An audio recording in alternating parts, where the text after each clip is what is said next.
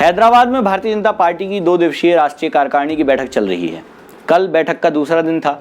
इस बैठक में भाजपा ने अगले 2 साल में 18 राज्य फतेह के साथ साथ लगातार तीसरी बार केंद्र की सत्ता हासिल करने के लिए मास्टर प्लान तैयार कर लिया है। अगर यह मास्टर प्लान काम कर जाता है तो 11 राज्यों में भाजपा अपनी सरकार बचाने में कामयाब तो हो ही जाएगी, साथ ही अन्य प्रदेश जीतने में भी सफल हो सकती है। वहीं उसे 7 अन्य नए राज्यों की भी सत्ता मिल सकती है, जहां अभी भाजपा विरोधी राजनीतिक दल सत्ता में है। नमस्कार, मेरा नाम है प्रशांत कौशिक और आप देख रहे हैं नजर टुडे। आखिरकार भाजपा की नजर में 2022 में कौन कौन से राज्य हैं? 2022 के आखिर तक गुजरात और हिमाचल प्रदेश में चुनाव होने हैं। इन दोनों राज्यों में अभी भाजपा की सरकार है। ऐसे में चुनाव के लिए पार्टी ने जोर शोर से तैयारियां शुरू कर दी हैं। भाजपा अध्यक्ष जेपी नड्डा से लेकर प्रधानमंत्री नरेंद्र मोदी तक लगातार दोनों राज्यों का दौरा करते चले जा रहे हैं। कई केंद्रीय मंत्रियों को भी इन दोनों राज्यों पर फोकस करने के लिए निर्देश दिए गए हैं। 2022 के अलावा 2023 में जिन राज्यों में चुनाव होने हैं और भाजपा ने उन पर नजर बना रखी है, उसकी भी जानकारी लेते चलते हैं। गुजरात और हिमाचल प्रदेश के बाद 2023 में देश के 9 राज्यों में विधानसभा चुनाव होने वाले हैं। इसमें त्रिपुरा, मेघालय, नागालैंड, कर्नाटक, छत्तीसगढ़, राजस्थान, मध्य प्रदेश, मिजोरम और तेलंगाना शामिल है। सबसे पहले त्रिपुरा और मेघालय और नागालैंड में चुनाव होंगे। यहां फरवरी 2023 में मौजूदा सरकारों के कार्यकाल खत्म हो रहे हैं। इन तीनों राज्यों में भाजपा की सरकारें हैं। त्रिपुरा में भाजपा पूर्ण बहुमत के साथ सरकार में अभी बरकरार है, जबकि मेघालय और नागालैंड में गठबंधन के साथ भाजपा सरकार चला रही है। इसके बाद अप्रैल और मई 2023 तक कर्नाटक, तो अक्टूबर, नवंबर और दिसंबर में छत्तीसगढ़, मध्य प्रदेश, मिजोरम और राजस्थान व तेलंगाना में चुनाव होने वाले हैं। मध्य प्रदेश और कर्नाटक में भाजपा की सरकारें हैं, जबकि छत्तीसगढ़, राजस्थान में कांग्रेस अभी सत्ता पर काबिज। तेलंगाना में टीआरएस की सरकार है। मिजोरम में मिजो नेशनल फ्रंट यानी एमएनपी की सरकार बनी हुई है। हालांकि एमएनपी का गठबंधन भाजपा से ही है, यानी एक तरह से माना जा सकता है कि मिजोरम में भाजपा ही सरकार की हिस्सेदारी में है।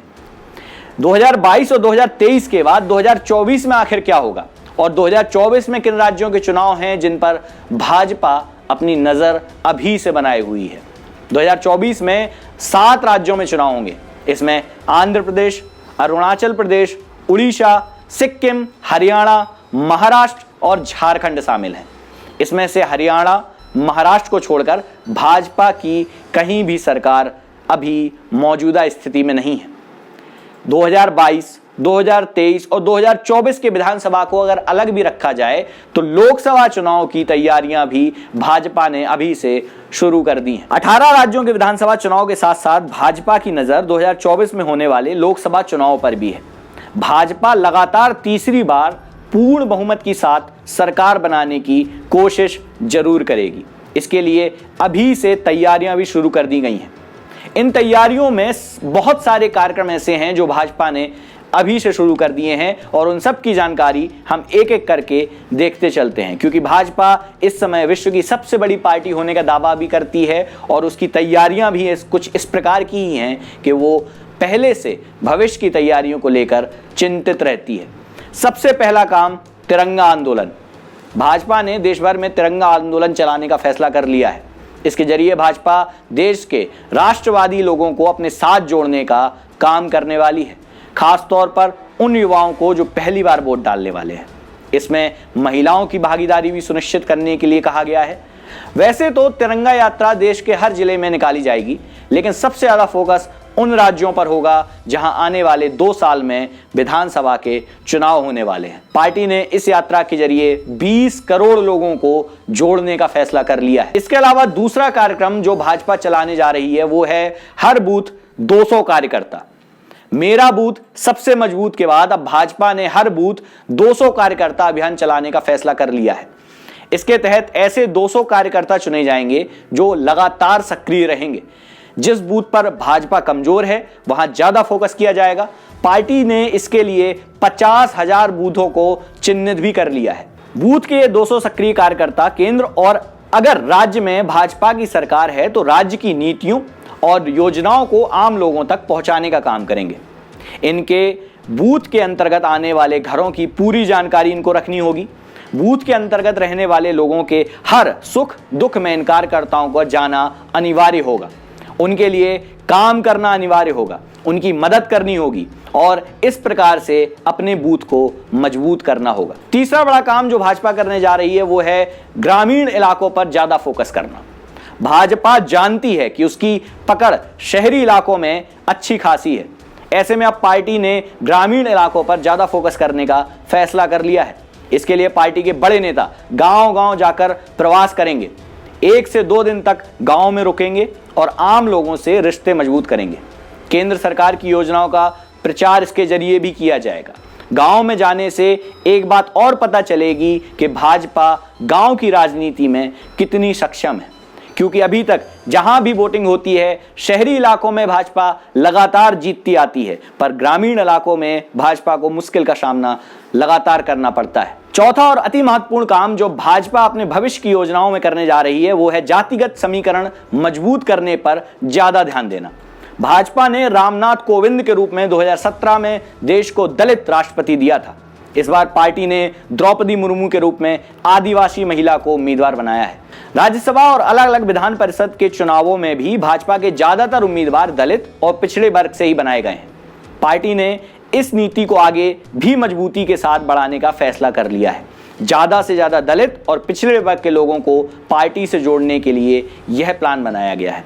इसकी जिम्मेदारी दलित और पिछड़े वर्ग से आने वाले बड़े नेताओं को दी गई है। वे घर घर इस अभियान के साथ जाएंगे और घर घर से दलित और पिछड़े वर्ग को भाजपा में जोड़ने और शामिल करने का काम करेंगे, जिससे उनका वोट बैंक भी बढ़ेगा और सरकार की नीतियां घर घर हर घर तक पहुंचने का काम भी हो जाएगा।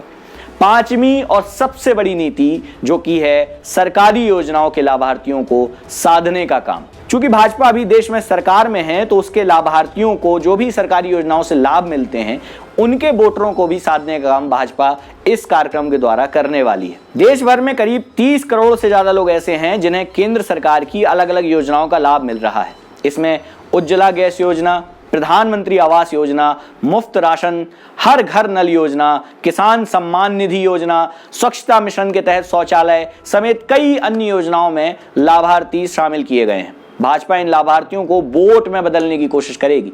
इसके लिए इनके बूथ स्तर पर भाजपा के नेता और कार्यकर्ता संवाद स्थापित करेंगे। 5 बिंदु जो मैंने अभी आपको बताया ये तो भाजपा का मास्टर प्लान था ही। इन कार्यक्रमों के द्वारा भाजपा पूरे देश में अपने वोटरों और मतदाताओं को जोड़ने का प्लान करेगी। लेकिन इसके अलावा भी नो बीजेपी यानी कि बीजेपी को जानिए से भी एनआरआई पर फोकस करने की तैयारी भारतीय जनता पार्टी ने कर ली है। भाजपा ने नो बीजेपी यानी भाजपा को जानिए अभियान की शुरुआत की है। इसके जरिए दूसरे देशों के सत्ताधारी पार्टी के नेता और विपक्ष के नेताओं को पार्टी के बारे में लगातार बताया जा रहा है। पार्टी अंतर्राष्ट्रीय स्तर पर अपनी छवि को मजबूत करना चाहती है ताकि विदेशों में रहने वाले भारतीयों से अच्छे संबंध और संवाद स्थापित किए जा सकें। पार्टी के राष्ट्रीय अध्यक्ष जेपी नड्डा अब तक 40 से अधिक देशों में हेड ऑफ मिशन के साथ संवाद कर चुके हैं। नेपाल के प्रधानमंत्री, सिंगापुर के विदेश मंत्री और वियतनाम की सत्तारूढ़ पार्टी के शीर्ष नेताओं को दिल्ली स्थित पार्टी के कार्यालय में बुलाकर पूरा प्रेजेंटेशन भी दिखाया गया है। इसके अलावा Bharatiya Janata party surgical strike, धारा 370 का हटना और राम मंदिर का मुद्दा भी गर्म करके बूथ को और यूथ को गर्म कर सकती है। पार्टी ने सर्जिकल स्ट्राइक, जम्मू कश्मीर से 370 हटाने और अयोध्या में राम मंदिर के निर्माण के मुद्दे पर आगे भी लोगों से बातचीत जारी रखने का फैसला कर लिया है। मतलब इन मुद्दों के जरिए पार्टी विपक्षी दलों पर लगातार निशाना साधेगी। पार्टी की राष्ट्रीय कार्यकारिणी की बैठक में इन मुद्दों पर लगातार चर्चा हुई है। इसके अलावा भारतीय जनता पार्टी प्रबुद्ध वर्ग सम्मेलन करके भी अपने साथ प्रबुद्ध लोगों को जोड़ने का काम कर सकती है। पार्टी ने हर जिले में प्रबुद्ध वर्ग सम्मेलन समय समय पर आयोजित कराने का फैसला किया है। इसके तहत शहर और गांव के डॉक्टर, व्यापारी, सीए, कारोबारी, इंजीनियर, रिटायर्ड अफसर, कर्मचारी, रिटायर्ड सेना के जवान, महिलाएं, शिक्षक, इन सबको जोड़ा जाएगा। डिजिटल विंग को मजबूत बनाया जाएगा। इसके अलावा भारतीय जनता पार्टी का अगला प्लान है डिजिटल विंग को मजबूत करना। भाजपा का ज़्यादातर काम सोशल मीडिया पर एक्टिव युवा ही करते हैं। ज़्यादातर योजनाओं का प्रचार भी इसी के जरिए होता है। ऐसे में पार्टी ने ज़्यादा से ज़्यादा युवाओं को अपने डिजिटल विंग से जोड़ने का फैसला किया है, यानी सोशल मीडिया से। भारतीय जनता पार्टी चाहती है कि ज़्यादा से ज़्यादा युवा उनके साथ जुड़ें, उनके संवाद में रहें, जिससे कि डिजिटल विंग मजबूत हो सके। धारा 370, सर्जिकल स्ट्राइक, राम मंदिर, डिजिटल विंग को मजबूत करना, प्रबुद्ध वर्ग सम्मेलन, इसके अलावा गांव पर फोकस करना, उज्ज्वला योजना की बात करना। प्रधानमंत्री नरेंद्र मोदी जर्मनी जाते हैं तो भी भारत की बात करते हैं, भारत में रहते हैं तो भी भारत की बात करते हैं, भारत को आगे बढ़ाने की बात करते हैं। भारत कितना आगे बढ़ रहा है, कितना नहीं, वो सब आप अपने वोट से तय करते हैं। इन सब योजनाओं से सरकार की आप कितना खुश हैं, कितना सजग महसूस करते हैं, ये भी आप अपने वोट से तय करते हैं। लेकिन देश में इस वक्त जो घट रहा है वो कतई अच्छा नहीं कहा जा सकता। कई जगह पर धर्म के नाम पर मारपीट की जा रही है, लोगों को जान से मारा जा रहा है। ऐसे में भारतीय जनता पार्टी की मीटिंग भी दक्षिण को साधने की है। नॉर्थ में कई राज्यों में अपनी पकड़ बना चुकी भारतीय जनता पार्टी दक्षिण में जाकर भी हैदराबाद से शुरुआत करके दक्षिण के राज्यों को भी जीतने का प्रयास करेगी। इन सब कार्यक्रमों से भाजपा कितनी सफल हो पाती है, कितने यूथ को, कितनी युवाओं को, कितनी महिलाओं को, कितने बच्चों और कितने बुजुर्गों को अपने साथ भारतीय जनता पार्टी जोड़ सकती है, ये देखने वाली बात रहेगी। लेकिन भाजपा जो विश्व की सबसे बड़ी पार्टी होने का दंभ भरती है, उसकी तैयारियां भविष्य की मजबूत नजर आ रही हैं। ऐसी ही खबरों को देखने के लिए देखते रहें नजर टुडे। वीडियो अच्छा लगे लाइक करें, शेयर करें और सब्सक्राइब करें अपने फ्रेंड्स और फैमिली के साथ। बहुत बहुत धन्यवाद।